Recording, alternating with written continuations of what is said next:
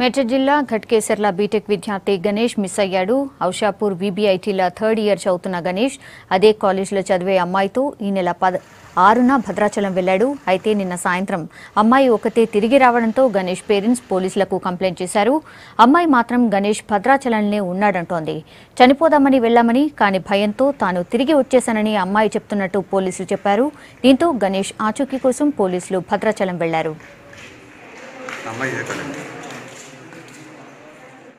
విద్యార్థి కనిపించడం లేదని చెప్పేసి వాళ్ళ ఫాదర్ కంప్లైంట్ చేస్తే దాని మీద మిస్సింగ్ కేసు నమోదు చేయడం జరిగింది. అబ్బాయి ఇంజనీరింగ్ 2nd ఇయర్ చదువుతున్నాడు వీబీఐటీ కాలేజీలో.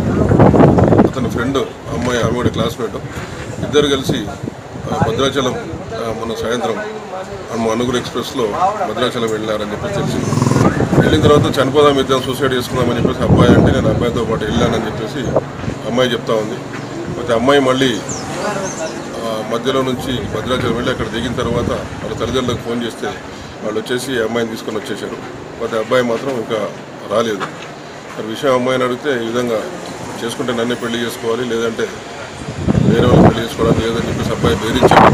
దాని గురించి నేను అతనితో పాటు వెళ్ళాను, కాబట్టి అబ్బాయి నుంచి తప్పించుకొని వచ్చానని అమ్మాయి చెప్తా ఉంది. కాలేజీలో ఎంక్వైరీ చేస్తే వాళ్ళు ఇద్దరు లవ్ అఫేర్లో ఉన్నట్టు చెప్తా ఉన్నారంట. మా ఎస్ఐ టీంను కూడా, ఎస్ఐ అండ్ కానిస్టేబుల్స్ కూడా నేను భద్రాచలం పంపించాను ఎంక్వైరీ గురించి. తర్వాత అబ్బాయిని టెస్ట్ చేసినప్పుడు అబ్బాయి నిన్న వాళ్ళ కజిన్కి మెసేజ్ పెట్టాడు. తర్వాత ఇవాళ కూడా ఏదో ఇంటర్నెట్ సెంటర్ నుంచి ఫేస్బుక్లో మెసేజ్ పెట్టినట్టు తెలిసింది. కాబట్టి అబ్బాయి అక్కడే భద్రాచలమా లేకపోతే హైదరాబాద్ ఎక్కడ ఉన్నాడు అనేది ఇంకా ట్రేస్ అవుట్ కాలేదు. దీన్ని ట్రేస్ అవుట్ చేసినందుకు మా టీమ్స్ ఎఫర్ట్స్ చేస్తూ ఉన్నాయండి. వచ్చిన తర్వాత మళ్ళీ సమాచారం.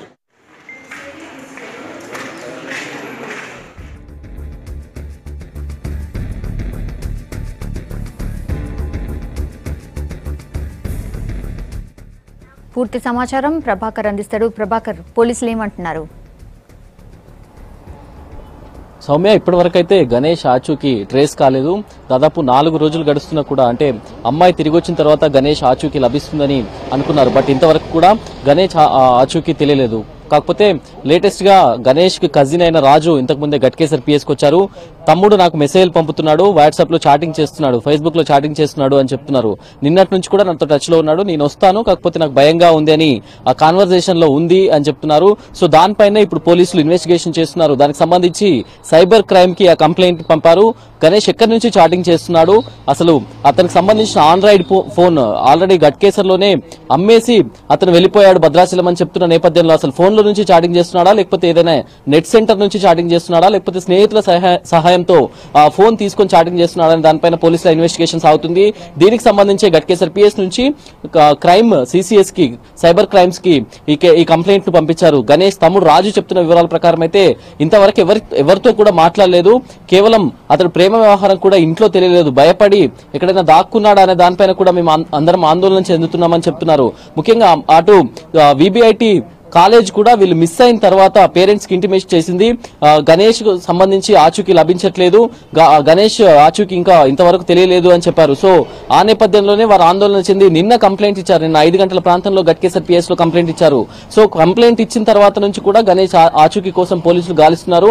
భద్రాచలంలో ఉన్నారా, లేకపోతే భద్రాచలం సమీపంలో ఎక్కడికైనా వెళ్లారా అనే దానిపైన కూడా పోలీసులు ఇన్వెస్టిగేట్ చేస్తున్నారు. ముఖ్యంగా ఫేస్బుక్ కు సంబంధించి అయితే ఫేస్బుక్ లొకేషన్ ని ఈజీగా ట్రేస్ చేయడానికి అవకాశం ఉంటుంది. సో టెక్నికల్ గా చూసినా కూడా ఫేస్బుక్ కు సంబంధించి గణేష్ ఒకవేళ ఫోన్ వాడుతూ మెసేజ్ చేస్తున్నాడా అంటే అది లేదు, మెసెంజర్ నుంచి మెసేజ్ పంపించడం లేదు, కేవలం బ్రౌజర్ నుంచి మాత్రమే పంపిస్తున్నాడు. సో లొకేషన్ ట్రేస్ చేయడం కొంతవరకు డిఫికల్ట్ గా ఉంటుంది బ్రౌజర్ నుంచి పంపిస్తే.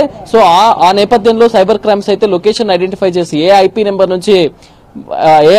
నుంచి మెసేజ్ పంపిస్తున్నాడు అనే దానిపైన ఇప్పుడైతే ఇన్వెస్టిగేట్ చేయనున్నారు. సౌమ్య.